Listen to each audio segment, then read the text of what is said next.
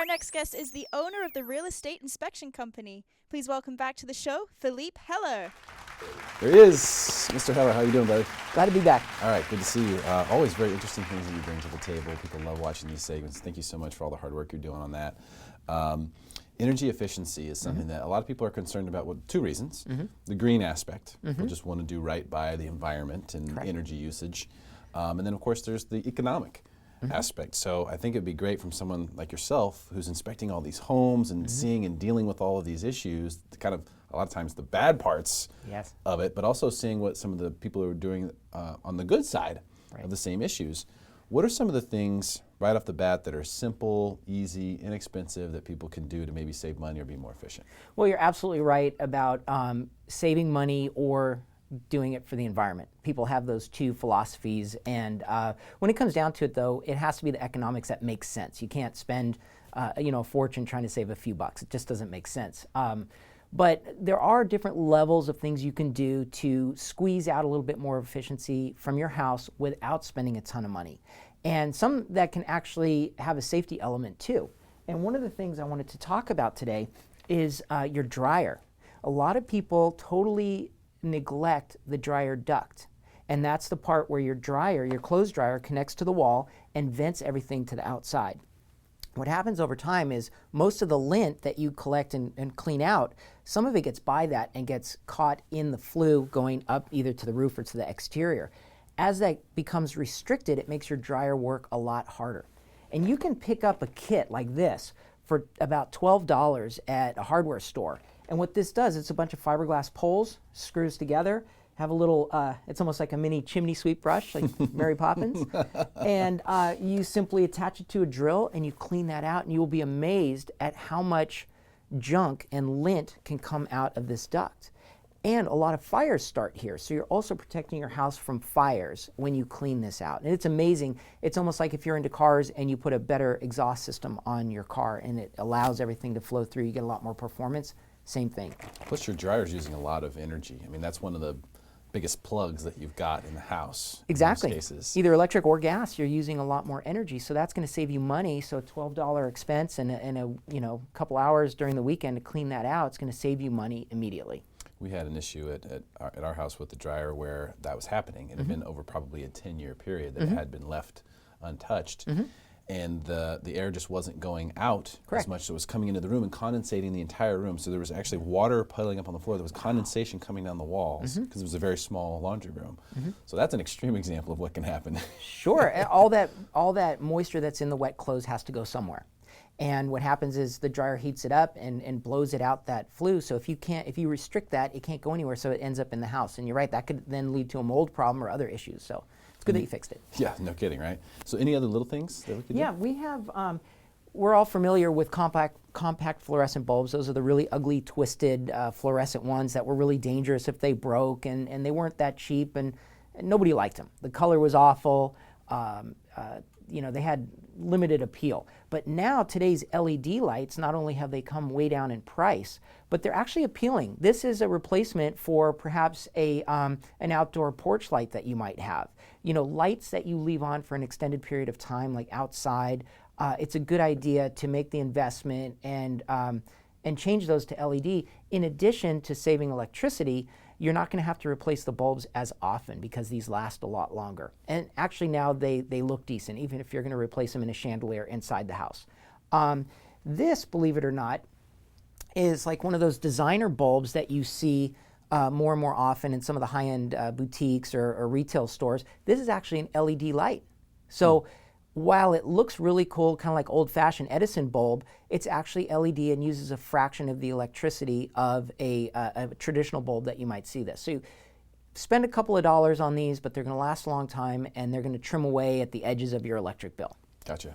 Which is, the electricity is obviously becoming more and more expensive as time is going on. Every year. Every year. It goes up, and that's not going to change. Absolutely not, especially with California going more towards green energy and having to buy more solar and renewable, the rates are going to go up. We'll talk about solar in a second for sure, Yep. but I'm curious about what's hot like this. It's been hot outside now for a little while. Yes. About AC, because not everyone has AC. I don't have AC, so I don't have this problem. I'm in Del Mar, and they just didn't put AC there for a lot of people.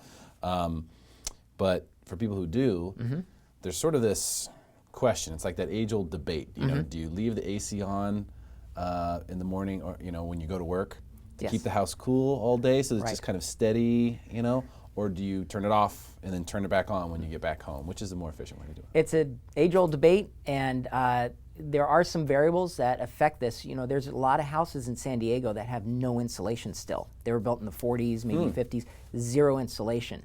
So can you imagine how inefficient they are? They usually don't have AC, so you're just going to be hot, and you're not going to use electricity to cool it because you have no AC. But as you move more inland, you're probably by the coast, and so a lot of those houses, even brand new, very expensive homes, don't have AC. As you moved east into El Cajon, Ramona, Poway, almost every house has AC. And believe it or not, when you look at the engineering of it, heat is energy. Energy is always looking to go where there is less energy, to equalize it. So if you try and keep your house cool all day, you're going to have that heat coming in, and your AC is going to work very hard trying to keep your house cool. It makes much more sense from an energy use perspective to get a programmable thermostat and turn that AC on about an hour before you get home and cool your house down once, rather than trying to cool that air over and over and over again. It's going to work much harder trying to keep it. And the difference between the temperature inside and outside, the greater the difference, the harder your AC is going to work. Okay, that's good to know. So leave it off until about an hour before you get home. Age-old debate solved. Now, what about these window AC units and stuff? Now they have these ones that kind of like sit in the middle of the room. There's a big duct that goes. Aren't they terribly energy inefficient? Yeah, they're inefficient. I wouldn't. The portable ones are not that great. You do have window air conditioners, and you do have split systems now that hang up on the wall, and they're very efficient, and they only cool the room or the office that you need. Definitely, you can look into that and talk to an AC guy. They do make a lot of sense. If you don't want to cool your whole house, if you work at home, for example, you only want to cool a small portion of it, that's a good option. What if I'm cool with investing a little bit into something? What are some of the things I should look at first? Well, some of the things that are probably going to surprise most people if they have a house built in the 80s or 70s and they're looking at buying a new condenser because it's coming to the end of its life. My in-laws are facing this right now, and you might think, well, a condenser, it can't be that much, right? We'll just hook it up. But the problem is the new energy efficiency requirements have changed so much that they are incompatible, most likely, with the furnace that you have, and that's what actually moves the air around your house. So most of the time when you look at replacing your condenser to get more efficiency out of it, you're also going to have to replace the furnace. In addition to that, they now calculate efficiency across your entire system, including the ductwork. So old leaky ducts from the 80s that were sealed with duct tape, it's actually the worst use for that tape. There's a million uses for it, but that's the worst one. You're going to replace the whole system, and you're looking at, even for a smaller house of, say, 1,600 square feet, about 13 grand. 13 grand. Yes. Wow. For a high efficiency 16 SEER. When you're buying, is it worth it? If you live in, like I said, East County, Northeast County, and you're running your AC a lot, you work at home, you want to get the most efficient system you can.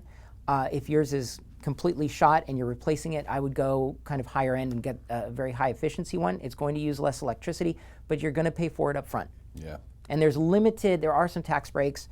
If you have a 16 SEER, which is a rating of the efficiency, the higher the number, the more efficient your air conditioning unit is. 16 SEER and above, you can get about $300 from the government. It's not huge. Yippee. Yes, 13 grand to get 300 back.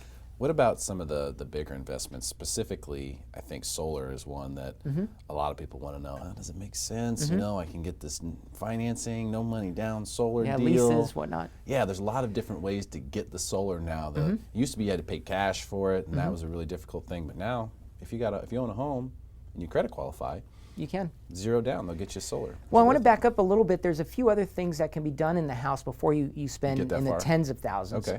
Some of the more simple things, there are some thermal shades that you can buy for your windows that actually work quite well. You can tint your windows, and that reflects a lot of the UV, a lot of the energy that's coming in from the sun. There's of course fans that you should install, and there are new DC fans. Instead of AC, they're DC fans, and they use a lot less electricity. They're moving that air around so you can have some comfort, and you're talking about hundreds of dollars now, before you go into the 10,000 plus range. Gotcha.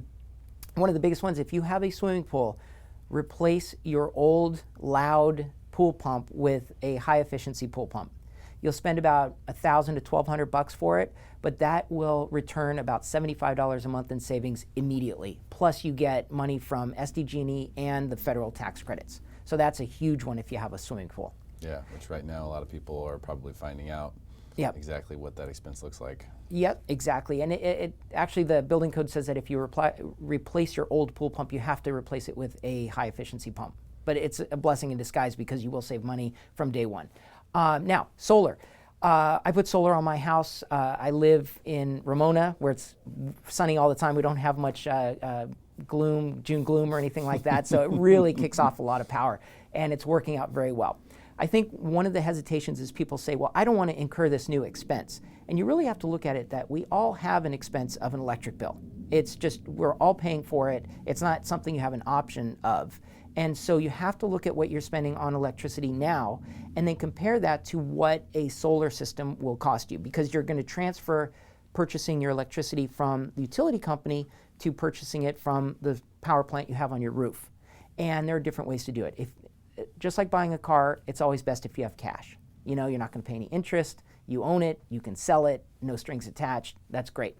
If you have, depending on the size of the house, you need 10 to 25 grand laying around. Again, comparing it to a car, you can lease it, you can finance it, but that may cause some issues when you go to sell your house. There are some great leases that are easily transferable. They're longer term, 20-year leases. Make sure they're transferable.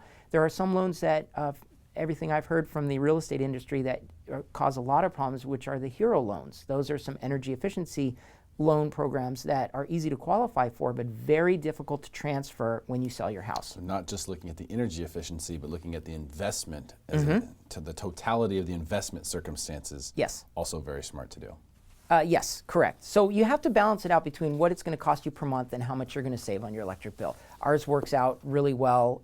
We've zeroed out our electric bill from SDG&E. We have a fixed payment each month, and we're not going anywhere, so I don't plan on selling my house anytime soon. We're really happy with it, but everyone has to look at it. It's a financial decision that you have to balance out. But it's the way things are going, and with electric rates going up every year, you're probably going to want to look at options. Okay, great stuff, Philippe Heller. Thank you so much. From Anytime. The Real Estate Inspection Company. Stick around for more Smarter San Diego TV, where we guarantee to make you smarter than everyone else, commercial free.